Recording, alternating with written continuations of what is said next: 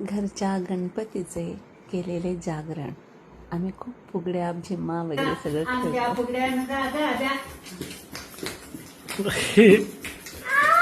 बस बस बस कपाळाचा झिम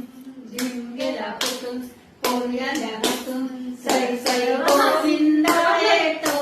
मरवर गुलाल फेकीतो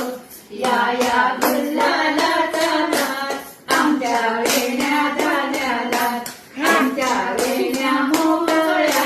सोनाच्या साखळ्या गडबडवे सोनारा माणिक मोठी विदवते आणि तोड बाई आणि तोड